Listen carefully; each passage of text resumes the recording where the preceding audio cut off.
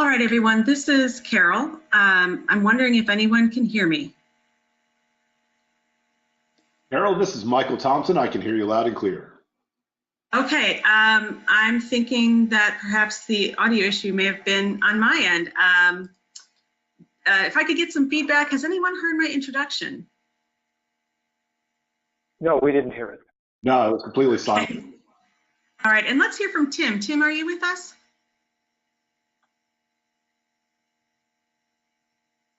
Okay, Tim's dialing back in, so I'll start from the beginning. And I apologize for that. I was trying to figure out what people could and couldn't hear. So hello, everyone, and welcome to today's SANS webcast. Not sure that you need OT cybersecurity? A Sentryo assessment can quickly provide the data and guidance that you need. Sponsored by Sentryo. My name is Carol, author of SANS, and I will be moderating today's webcast. Actually, that's not true. Tim Conway is going to be moderating today's webcast.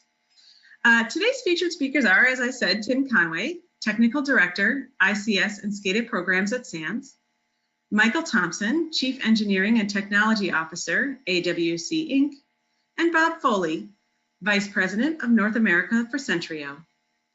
If during the webcast you have any questions for our presenters, please enter them into the questions window located on the GoToWebinar interface at any time. Please note that this webcast is being recorded, and a copy of the slides and recording of this webcast will be available for viewing later today and can be found on the SANS registration page. And with that, I'd like to hand the webcast over to Tim. Hi, Carol. Thank you. Appreciate it. Can you hear me okay? Yes, sir. Loud and clear. Yeah. Yes, thanks. All right. I understand you got to do that intro twice, so I'm sure it was better the second time around. Yeah, something went awry there. All right. Yeah. All right. Thank you all for joining. I appreciate you taking time out of your busy day. I'm sure if you are involved in industrial control systems, operational technology, and cybersecurity, you all have a lot on your plate and a lot of things to do. Across the three speakers that we have, I will be kind of kicking off this talk and then turning it over to Bob. There's a whole bunch of information that we have to communicate, so we're going to move pretty quickly, and we want to try to make sure we have time for some of your questions as well. But you do not have to wait to the end for your questions. While Bob and Michael are presenting, I'll be looking at the questions coming in, taking my best shot at answering them, and queuing up ones for Bob and Michael at the end of their talks. With that, we'll move straight into it.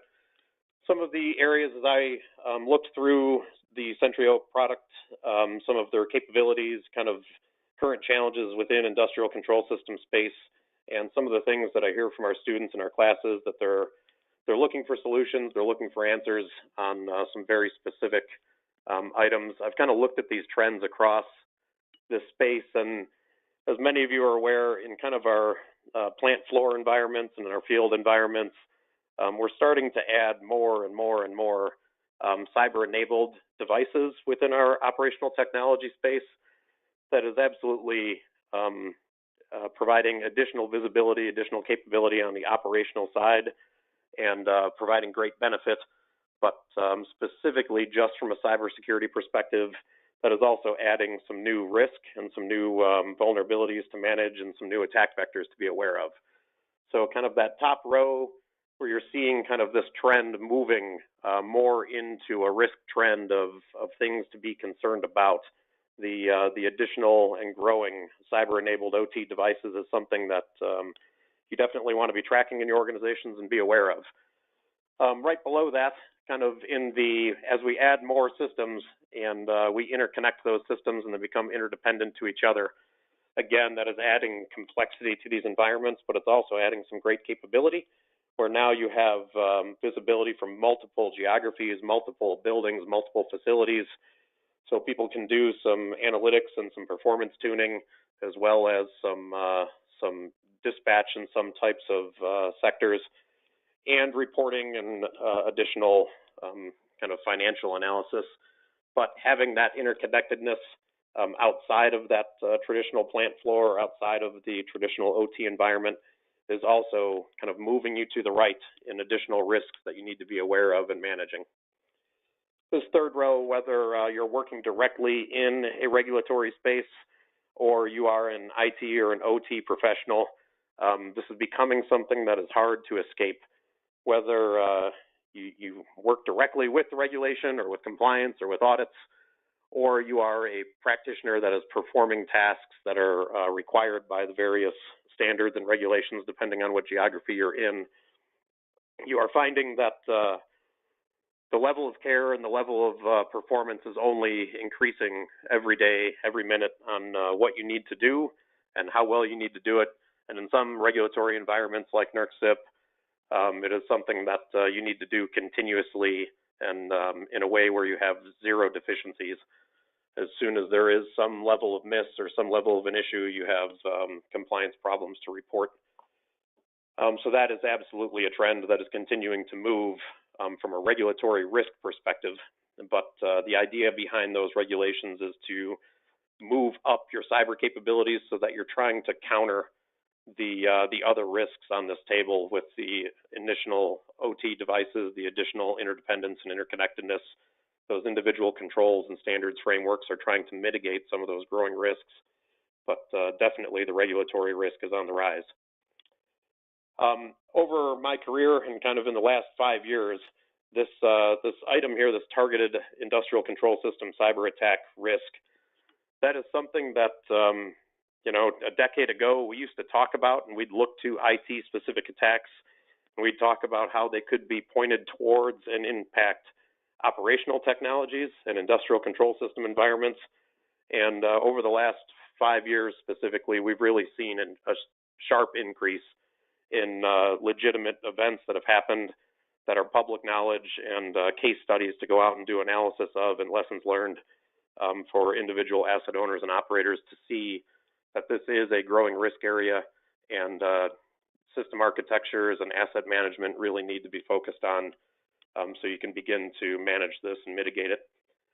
All four of those you'll see are kind of moving over to the right, where kind of in a collection, all four of those things are moving towards a space that becomes a concerning area in kind of the cyber to physical world, where these types of attacks could cause a physical impact, a physical event, resulting in equipment damage or a human impact. This bottom row is really in the same kind of timeline. We've seen a lot of new vendors, a lot of new tool sets, a lot of new technology, existing vendors, existing kind of OEMs, adding in very specific cybersecurity capabilities and controls that didn't used to be in these products. So this is an area where these additional capabilities and additional maturity are actually helping, and it's kind of lowering the risk in those areas if asset owners and operators are taking those tools, technologies, training their teams, adopting them and implementing them. It is definitely a trend that will help in the battle.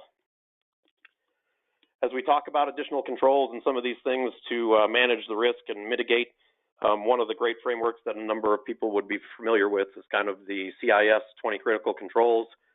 As just from a familiarity perspective, the basics, the foundational and the organizational controls. If you're on the IT side, definitely kind of look to this set of controls so you can start somewhere, prioritize on the areas where you believe you have the greatest deficiencies, and map it to your operating environments where you can.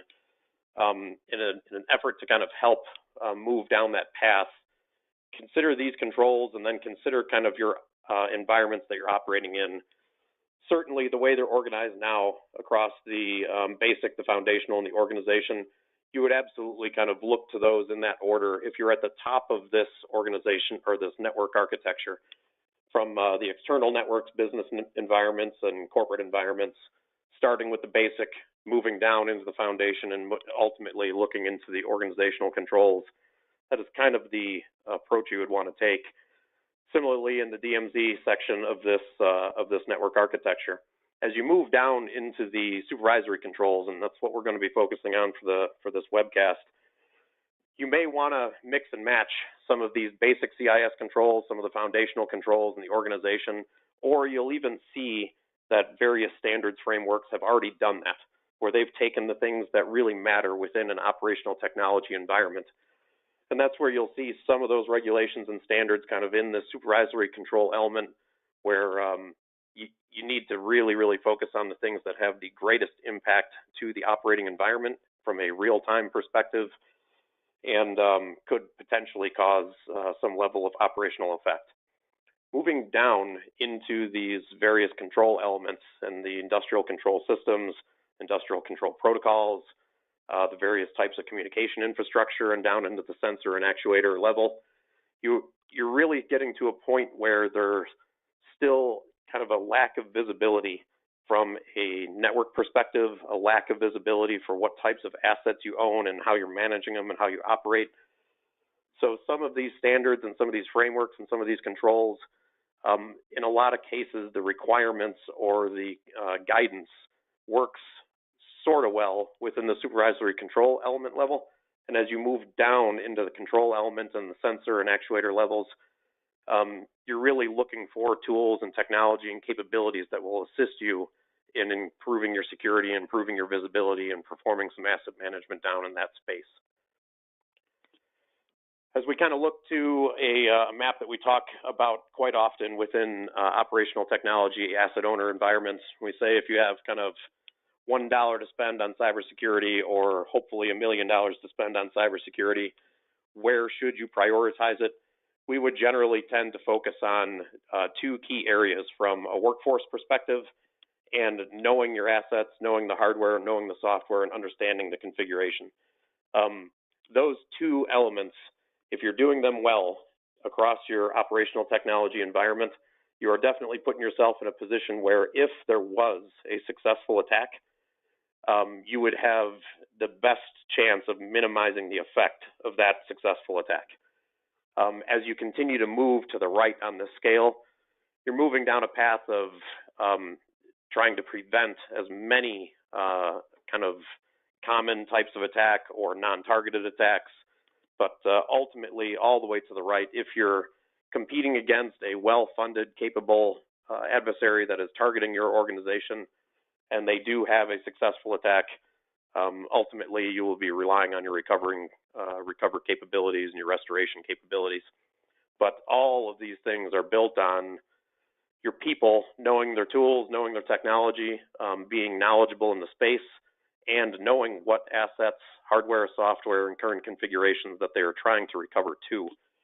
So these two things are key in the mission that we often teach across our courseware within the industrial control system community, and specifically for this webcast as we move forward. These are two kind of the inventory components and asset management. These are key areas that we'll be talking about.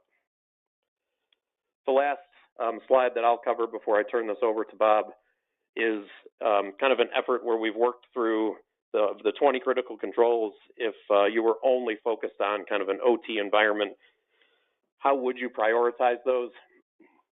And across these, the first, second, and third are truly the same, no matter what, from the perspective of IT or OT. In all cases, you have to have a solid understanding of what devices and what cyber-enabled equipment is in scope, the software that is running, including OS and firmware, and then how that system, that device is supposed to be configured, how it's supposed to be operated, and securing it down so that it's performing what it needs for operational purposes only. All additional kind of ports and services or capabilities of that device being disabled if they are not needed for the operating environment that they're there to support. The remaining items kind of controlling network access, some level of boundary defense, as physical security and electronic security are both share an important role, and ultimately the incident response and management to an event if one were to occur. So this is kind of a view of what this would look like across an OT environment, specifically kind of shuffling the deck on the CIS controls for this type of environment. And as we turn over to Bob, we're going to focus more on kind of the top three items here and the capabilities of Sentryo, and as well as Michael coming on to talk from an AWC perspective on what they've seen in implementations and lessons learned in the field as well. So with that, Bob, I will be turning over to you, and you should have mouse control. I believe I do. Tim, thank you so much. And as Tim said, thank you for all the attendees taking the time to join us today. I want to provide a little bit of background on Sentryo as a company. This presentation, we're not here to sell you a product today. We want to talk about a service that we're offering that we think might have value to people on this call, to the industry generally. And it's funny, Tim, we were just talking before the call, the two categories you mentioned, workforce and inventory.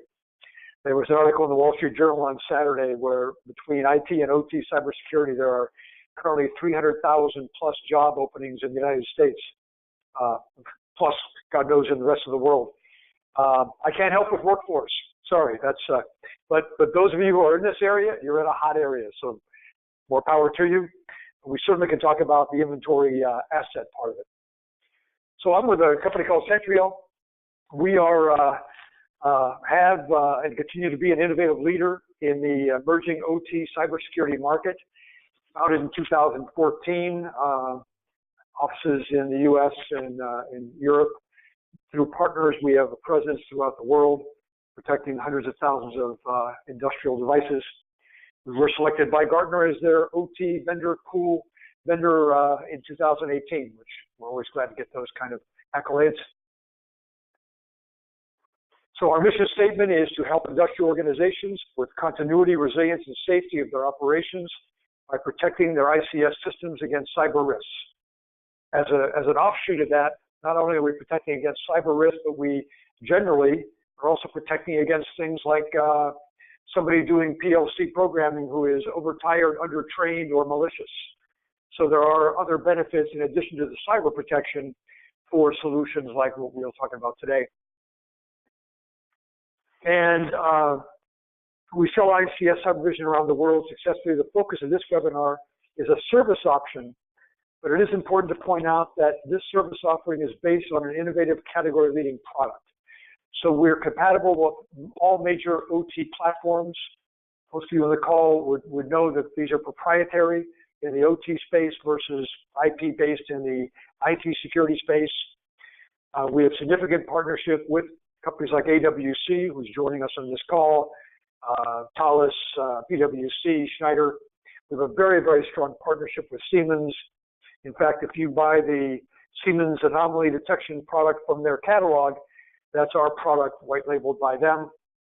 And we go across all vertical markets. The OT cybersecurity space, the innovative, more mature companies have been from where Tim came from, the utility, energy kind of spaces, where regulatory requirements and a true risk was present earlier than maybe in some of the smaller manufacturing space. But we're involved with nuclear, manufacturing, car, chemical, petrochemical, transportation in the railway space. We're involved in the energy, oil production, and delivery, both natural gas. We're involved with oil platforms floating off of the coast in a variety of countries. So for this presentation, though, I'm not trying to sell you a product. If anybody on the call wants to buy one, we have a great product we'll sell it to you. We want to talk about today, though, in working with companies for the last 5 years around the world in this industrial space, we've noticed certain trends that we believe, when we combine them together, it prompted us to provide a new service.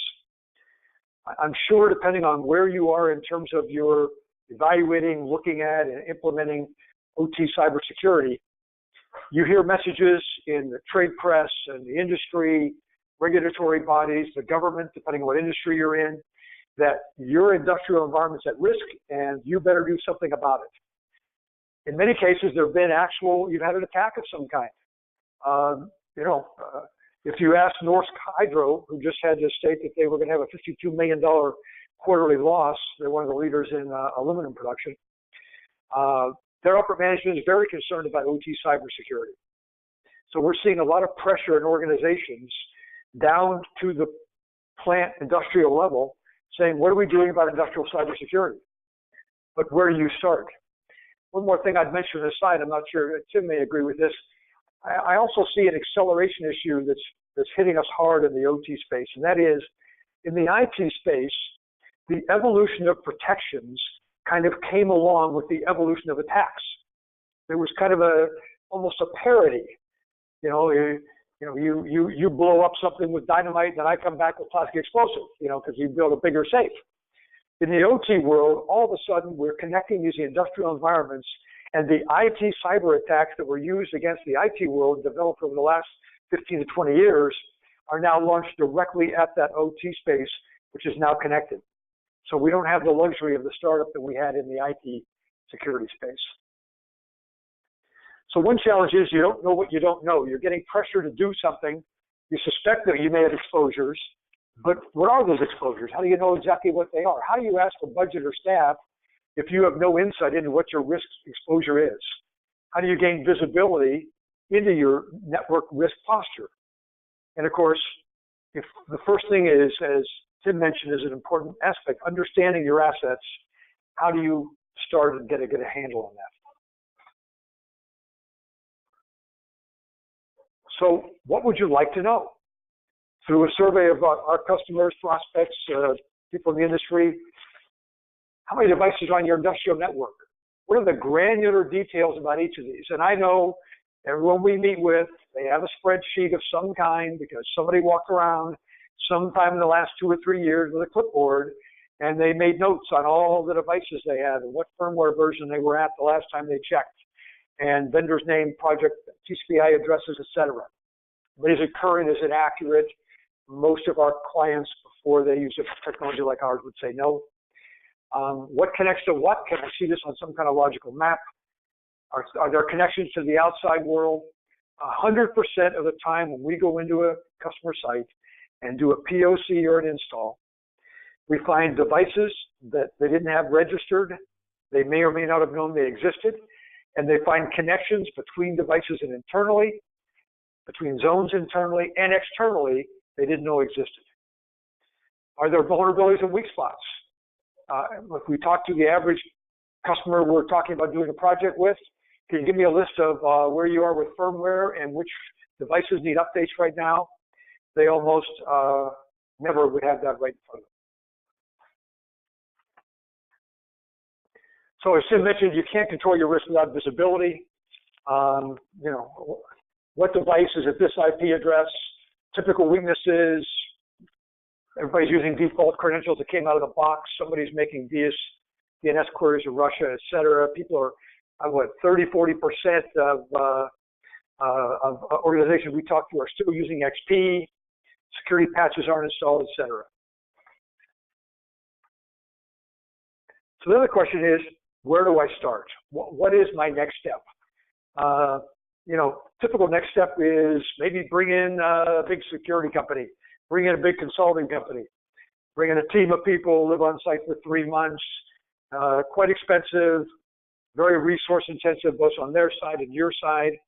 You know, one thing we notice, wherever you are in your quest to identify next steps, you're not alone. We were at the ICS Atlanta conference as a sponsor in October of 2018. On the floor of that conference, there was one of the largest automakers in the world, one of the top 3 pharma companies in the world, a building products company. They were at that show specifically to wander around and try to get a handle on what options do we have, what should we ask, what vendors should we talk to. It's tricky. Where do we start? You can start bringing in vendors. We all love that, but how do you know which ones you can start by choosing? You could start doing a POC. What would the list of requirements be? And you could hire OT cybersecurity staff. It may be premature, and as I mentioned earlier, there are 300,000 openings you're competing with. So as a result, we've developed what we call our Sentryo assessment service. We have a unique comprehensive analysis of your industrial environment to provide information that can act as your foundation to move forward with a plan for OT cybersecurity. We combine our industry-leading cybersecurity technology, called ICS CyberVision, with industrial knowledge and experience of our key partners to deliver this solution. So very quickly and easily, we get information from your industrial environment, and then through our partners like AWC, they provide their decades and decades of experience, understanding of industrial systems to give you an assessment report. It's quick, it's passive, it's low cost, and you get a comprehensive report that you can then build from. So the assessment service delivers an automated asset inventory report, including mapping, vulnerability detection. I'll talk a bit more about that. Maps of all your communications internally and externally, actionable insights into your security posture and what steps you should take, and comprehensive reports. So what are the benefits? It's quick, low cost, and fully passive. We do an assessment using, in most cases, a sensor, a physical sensor or a software sensor that is completely passive. No data can move from our side to your side. We're talking about something that takes weeks, not months. You get a comprehensive assessment report. I mentioned no impact on the OT network. Very detailed asset inventory. We have a mapping of all your devices, all the connections, and a variety of ways for you to slice and dice that I'll show you an example of. All communication flows, including what they go to, what's moving, who's making changes to PLCs, et cetera. Detailed network posture.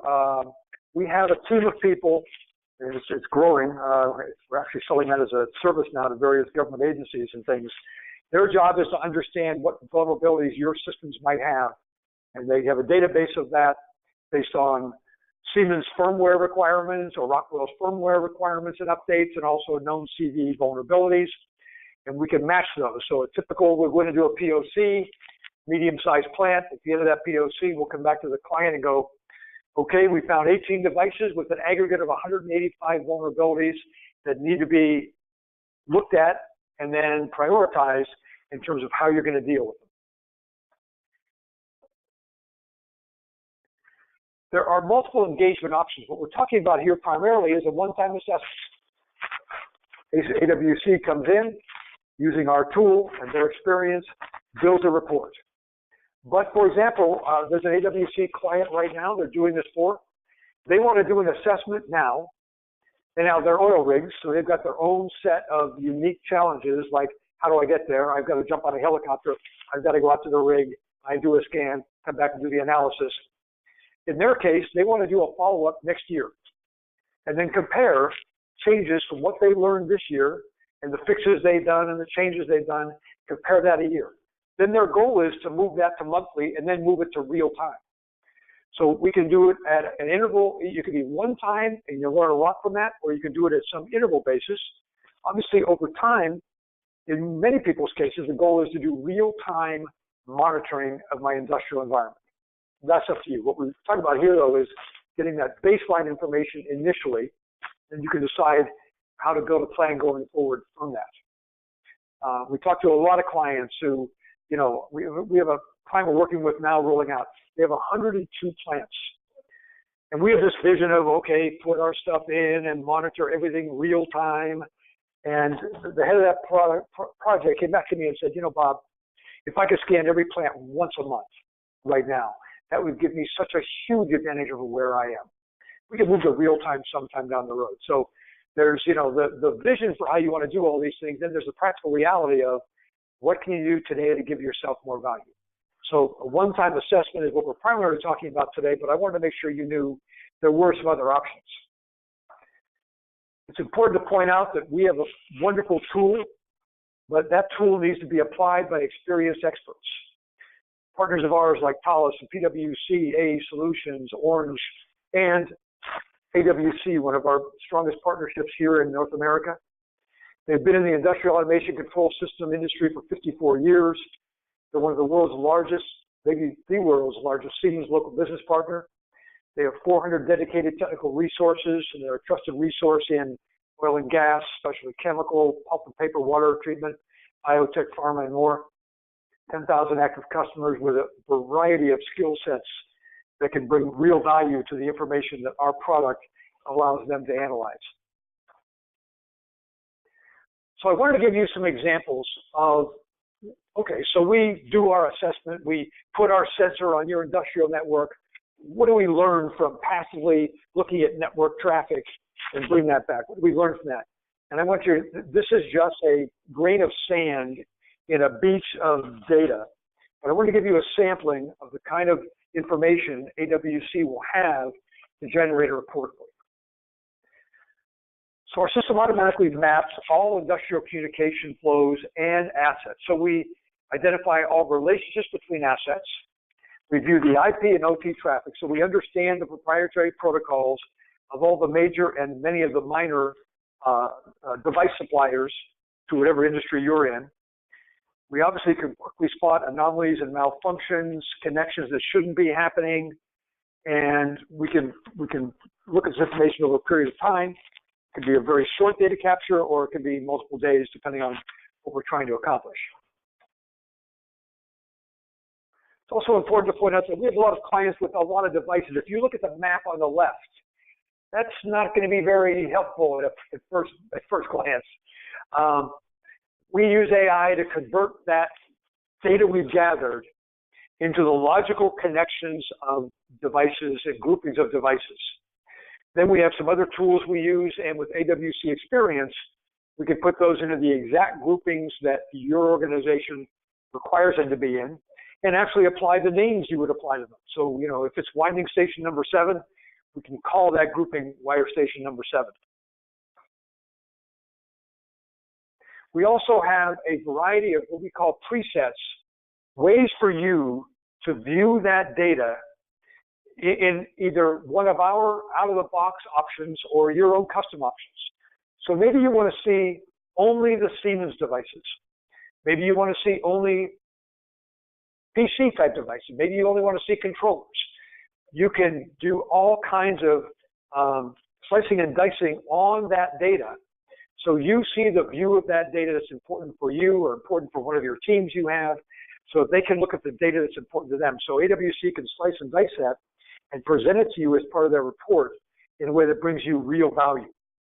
So we have a variety of categories. This is just a small sampling, and you can make your own categories that you can have AWC and work with you on to slice and dice it in a way that brings more value to you. So one thing we do is, in asset, we understand what these devices are and all their attributes. So we discover all the OT and IT equipment. We have detailed information about their software and hardware characteristics. We know what their functions are, properties are, who's doing the PLC programming, when they're doing it, do they have permission to do it. So some of these are just examples of doing some presets to apply to a very large data set. In this case, we're looking at Siemens only in this zone we're looking at. I want to point out that over here on the left-hand side, you can sort this same data based on the Purdue model. So in a lot of cases, especially for regulatory compliance, you may want to be looking at, okay, show me level 2 Purdue model. I want to look at those devices and analyze them. In this case, we're looking at these components that were sorted based on Siemens, and there were some protocol sorting we did also. And you can see what group they're in, what the activity, first activity we saw, last activity, their IP address, MAC address, tags, and we have a lot more information that we can do from there. Then, of course, you can also see a map of just this group of Siemens. We did a sort on Siemens and the 2 Siemens protocols, ProfitNet and S7. And again, you can still go back and sort further based on, like, for example, Purdue model or control system behavior or IT behavior as an example. So what you're seeing here is the connections between devices. If there were external connections, you would see those as well. And then you can also click on each one of these devices and get a lot more information. So now this list is, what are the activities, reading, writing, variables, etc., that went on between these map devices. So here we're seeing a line connecting them. Now we're seeing what was that interaction that happened between those devices. In many cases, it's reading and writing of variables.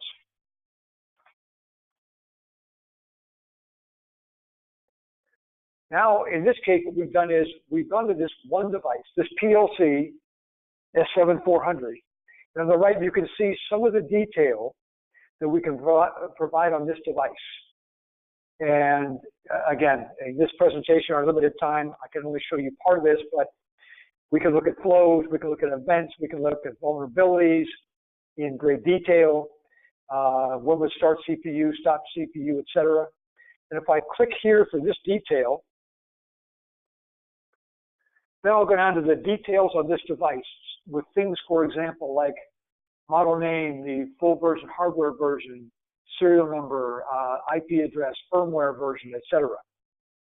A lot of detailed information, and again, this is just a sample that we can share. And then in this one, for the S7-400 Station 1, we're showing just the activity for this PLC and what it interfaces with. So it's interfacing with the maintenance station, to this Dell PC, and this device. And then this is a list of all the communications that happened to and from this PLC within this defined time range. So, and again, I know there's a lot of small detail here. I'm just trying to give you a sample. Multiply this by a very large multiplier of the detail that AWC has then to mine to build this assessment report. I mentioned threat intelligence, so we have a built-in vulnerability database that is updated all on a regular real-time basis, and it tracks information across a variety of different device aspects. It's important to point out that we not only track what the vulnerability was, but also a detailed description, and then we can work with you, AWC can work with you to have a score for that. So you go after, when you're looking at a problem, if AWC comes back and says, you've got these 50 devices with 190 vulnerabilities, you can stack rank which ones are we going after. We also provide a solution, either maybe recommended by Rockwell or Siemens or your provider, or by, if it's a CVE, by an industry type recommendation. We can, as part of the report, generate a whole range of activity inventory and vulnerability reports, layer after layer of these reports based on what would be high risk areas, and important to give you an assessment of where you stand from a vulnerability perspective. Now, this is only applicable if you have more than one assessment. If we do one assessment, then there's no baseline. If you do, as AWC's offshore oil rig company does, or many of our other clients, if they do more than one scan, then an assessment report, then what we're going to do is we establish a baseline that we compare against. And that's why, let's say you do a number of changes, you want to compare baseline before the changes, after the changes. So you can also look at, in the baseline changes, is there anything that's bad? Did a person program a PLC at a time they shouldn't have? Did someone who shouldn't have a right to do something? Did a system come online that we don't have in our records and shouldn't be there? Was there a connection to the outside that we didn't know existed? So the anomaly detection is very interesting if you do more than one scan and assessment. So just a couple quick comments on how does AWC use our tool as part of their assessment. The simplest part is they come on after some planning with you. They come on your site. They use either hardware or software scanning. They attach to your network in a very safe way and passively look at the data and then bring it back to AWC for analysis. So if they use our hardware sensor, there's nothing to configure. They just attach it through a switch on your side. They can also do a PCAP capture using a tool like Wireshark and capture data through a PC. It's pretty straightforward.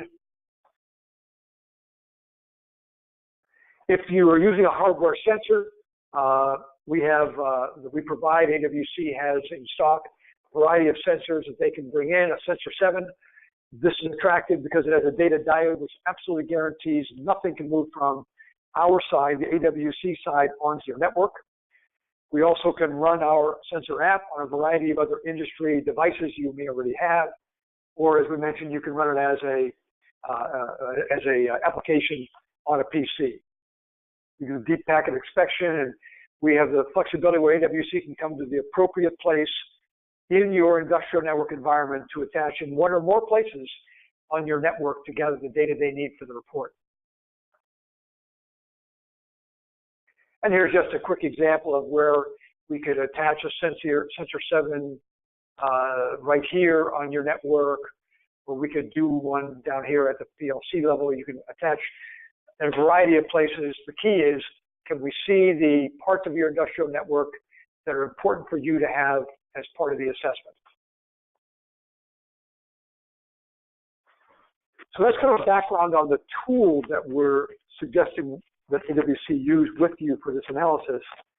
But as I mentioned, we have to have partners like AWC to have this come together to bring you real value.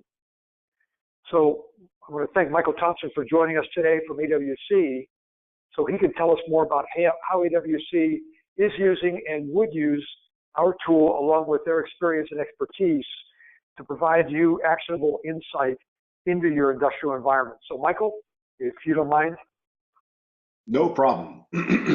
Hey now, this is Michael Thompson. So I'm the Chief Engineering and Technology Officer for AWC Inc. And I've got to say, we looked at a lot of these tools before we decided to move forward with Sentryo. And based on our relationship and what we've done with them so far, we've made the absolute right choice. So I spent most of my career as an end user, so I'm really familiar with a lot of the challenges you guys are seeing out there trying to operate and run the plant or facility. I've been in the ICS cybersecurity industry since 2009, when I worked for a large gas and electric company out east. It was there that my eyes were open for the first time during a SCADA modernization effort that I found that the gas distribution pressure control system was practically unsecured. I mean, you could actually just dial into the pressure control system, and if you were so inclined, make changes. That was kind of shocking to me. It wasn't even exactly, security by obscurity. It was even less than that. Needless to say, a lot's changed since then. I spent a good bit of time as the cybersecurity assessment team lead at one of the US's largest nuclear providers, and I helped to drive their nuclear cybersecurity program before I joined Koch Industries. And I took on a role there as the Director of Industrial Control System Resilience. They let us make up our own titles at Koch, so that was what I decided to call myself. Now, needless to say, I've got some experience dealing with threats and attacks, and I've learned some valuable lessons along the way that I plan to share here today. However, I figured I'd start with why you should consider us at AWC when partaking in this assessment effort. So who are we, what do we do, and why should you look to us for help? AWC, at its heart, is an industrial control system automation system company. We've been at this since 1965, and we have more than 10,000 active clients, as Robert spoke about earlier, across pretty much all industries. If there's something automated, we're there. We're in just about every industry that uses automation. We pride ourselves on being the tip of the spear when it comes to advances in the automation industry. And we feel it's our responsibility to take the bumps and bruises so our clients don't have to. I'm a big history buff, so I like to quote famous people. Otto von Bismarck once stated, "Only a fool learns from his own mistakes. The wise man learns from the mistakes of others." And so, we're the ones that are there trying to make those mistakes so you don't have to. So this has given us a reputation in the industrial control system industry of being a trusted resource. For most of our clients, we're the first people to call when they have an automation need. It was because of this that we first saw the need to start providing ICS cybersecurity assistance. We found ourselves getting asked more and more about ICS cybersecurity, so we built a team to address this. So what makes us a trusted resource is that we understand the entire automation ecosystem.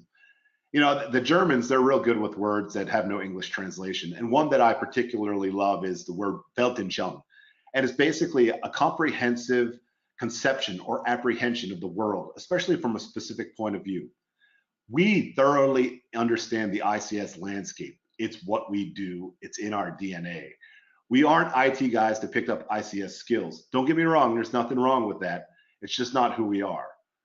Our core competencies is what gives us our competitive advantage, our comparative advantage in this landscape. So as you can see here, we have a wealth of experience in the industrial control and automation space. We've been specifying and designing these systems since 1965. As the technology evolved, we kept pace. And if you're going to be designing and specifying control systems, you better have a good grasp of industrial networking to tie it all together, which brings me to my next point here. So as the industry matured, we saw the need for functional safety, and we met the challenge and became experts in the field of functional safety engineering. We currently maintain a staff of several certified functional safety engineers. And this is important because plant security and safety are now inextricably linked. The plant cannot be safe if it's not first secure. I'm a big believer in this, and I'm starting to hear this more and more in the industry, and I couldn't agree more. With that said, if you're a PSM covered plant and you abide by ISA 84 or IEC 61511, IEC 61511 Edition 2 now has language specifically calling out the need to consider cybersecurity for the safety instrumented system. So, of course, if you're dealing with automation, you're likely to need instrumentation as well. We're experts in specifying and selecting instrumentation for automation systems. And for those of you who know Mr. Joe Weiss, this is often an overlooked area in the cybersecurity landscape. Another area that we focus on is field services. We know how to go into the plant and operate without shutting it down. So this is just another avenue that we are very highly skilled at. So all of this together gives us a good foundation to leverage our industrial control system cybersecurity capabilities. Our cybersecurity teams has decades of experience assessing, securing, and auditing industrial control systems. So I mentioned a little bit earlier about some of the lessons we've learned over the years here. And so one of the best lessons that I can tell anyone, and something that no matter where I go, we always see the same thing. You need to understand the boundaries and interfaces of your systems. You need an assessment. I hate to be the cliched guy quoting Sun Tzu, but it's true. If you know the enemy and know yourself, you need not fear the result of 100 battles. To be perfectly honest, I'm more of a Clausewitz guy, but it's still true. You need to understand what you're defending. An assessment will help with this understanding. Number two is security is an emergent property that arises from the interaction of several things. You can't just go to the vendor and order an extra serving of safety or security, though they'll try to sell it to you, no doubt. Security is something that comes as multiple things together interact. Like I said, it's an emergent property. Number three, security should not be baked in. It should be baked in and not bolted on whenever possible. Now, there's always exceptions. We can't always have what we want, and you got to go to war with the army that you have and not the army that you want a lot of times. But the fact of the matter is that you definitely want to consider security as early on in the design process as possible. One of the things we bring is that when helping to design these systems, if we're brought in early, we can leverage some of the learnings we had from our functional safety days. One of the best things that we can bring is the concept of inherently safer design. So in the functional safety world, rather than use, say, a dangerous chemical, we would use a less dangerous chemical that could still do the job. We call this inherently safer design. And what this does is it allows us to not have to deal with the possible explosion that comes about from the volatile chemical that we would have used by using a less hazardous one in its place. The translation to cybersecurity is if there's a potential to attack a transmitter wirelessly, perhaps we should look to buy a transmitter without that wireless capability, unless needed, of course. So number four, the plant is not safe if it's not secure. By now, we've all heard of the Triton, the Trisis attack on the safety instrumented system in the Middle East back in 2017. The genie is now effectively out of the bottle. And number six, just because the thread is old doesn't mean it can't still hurt you. A dead rattlesnake can still bite you. And I've seen more damage from old threats than 0 days, to be perfectly honest. I've seen companies still battling to this day in 2019, the Conficker virus, and that came out 11 years ago. It's just something that it tends to linger, especially in the industrial control systems cybersecurity landscape where ICS platforms aren't often updated. So what can we do for you? So here at AWC, as a partner to Sentryo, we can provide a cybersecurity assessment leveraging the Sentryo platform. One of the differentiators here is that we come in, perform the assessment, and leave, taking all of our stuff with us. No lingering, no subscriptions necessarily for that one-time service, and no leaving equipment installed. We can analyze the results, provide the assessment, and provide you with actionable information without trying to cloud your judgment with fear, uncertainty, and doubt. We bring real-world experience in, and we'll help you figure out a way to get through whatever issue you're in.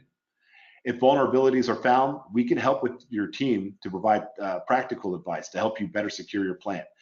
Just because you can do something doesn't necessarily mean you should or have to do something. you could find a vulnerability, and there may be other ways to remediate it without necessarily having to shut the plant down and do a patch. Ultimately, in order to get where you're going on this journey, you need to orient yourself and know where you're at. So having an assessment in place is a critical step early on. And with that, I will spare you any future slides here. And I keep mine short, 4 or 5 slides. So that's all I got, guys. Thank you very much. Before you put yourself on mute, I'm going to leave this slide up, and I have a couple of questions that have been queuing up. Appreciate the presentation from both of you. I'm going to start with a question for Michael while we have you still in control and unmuted. This is a couple of questions, but I think they all kind of lean towards the same thing. As I'll try to summarize, as you're going into a facility to do kind of this type of an assessment work, in order to assess the vulnerabilities on these various industrial control system devices, can you describe kind of the nature of the scans that are being run and how you're using the tool? And specifically, kind of a follow-on to that from the same individual is, do you recommend performing pen tests within a industrial control system or operational environment? Yeah, under very, very controlled circumstances should you do pen testing. And I would say you want to do it as close to a scheduled shutdown as possible. I always say on the Mike Thompson fragility scale, and has anyone ever heard me talk before, they've heard me say this before, the process control network is somewhere between that of a butterfly's wings and a bubble. So it's not exactly the most hardy thing in the world. So penetration testing tends to do odd things to the process control network. And I don't think you want your plant manager to, have a coronary when you say you're going to pen test. So to the first part of that question, I would say it depends. So we like to do these things. One of the things we're trying to do now is leverage turnarounds and shutdowns. So we would like to come in approximately a week or several days prior to your turnaround to kind of get a good baseline. We like to come in and passively sniff what's going on your operation under normal circumstances in a way that won't impact your operation. And then when you go down to do your scheduled maintenance, it gives you an opportunity to then take that opportunity to patch or do whatever has to be done during that scheduled outage time. And then when you come back up, we do another scan to make sure everything looks good. That's one of the strategies we're looking to employ. The reality of it is long ago, I was briefed by the FBI, and they said the average intruder spends about 160 or more days lingering on your site. So they're doing this. They're kind of laying in wait. When you see people that are taking over industrial control systems and everything in the movies, that's essentially what it is. It's in the movies. If they were going to move hastily, chances are they would trip the system and bring, hopefully, if you engineered your plant in the right way, to a safe state. So the guys that are doing this, that are really intent on doing harm, they're lingering, they're waiting. And if you're doing some assessments and strategically looking into what's going on in your system, you can catch them. That's great. Thank you, Michael. Hey, Michael, this is Bob. Yes, sir. If you look at like your oil rig client, though, they're hypersensitive about any kind of intrusion on their network. And because of the passive nature of the scanning, you can still do that at any time, right? You don't have to wait for a shutdown or some other time. You're going to kind of go when the helicopter is scheduled. Yes, sir. You are absolutely correct. In that particular client's case, yeah, that's one of the beauties of the Sentryo product, and one of the reasons we selected it. It gives you that ability to do all this passively. So, I mean, fantastic. All right. With the time we have, Bob, I'm going to direct one of these questions to you, as I think you'll be the best to respond. From the slides that you were going through and some of the reporting and some of the capability, we have a question from an attendee in regards to if there's specific reports that can be created or generated that are driven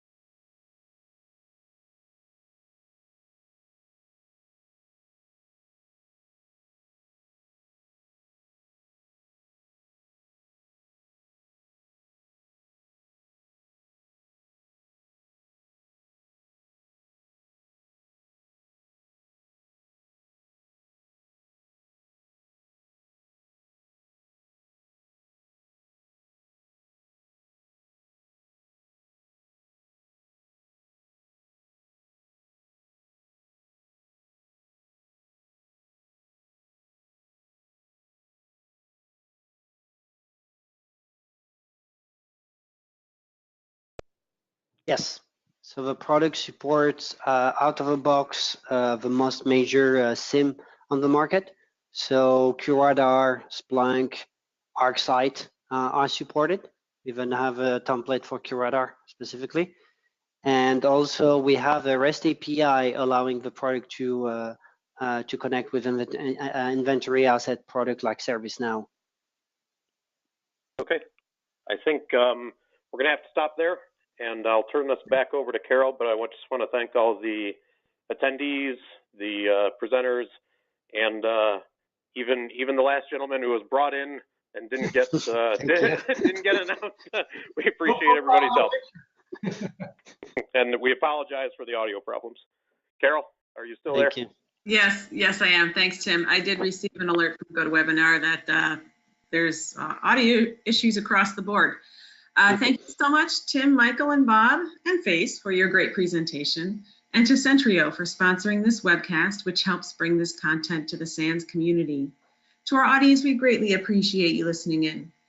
For a schedule of all upcoming and archived SANS webcasts, including this one, please visit sans.org/webcasts.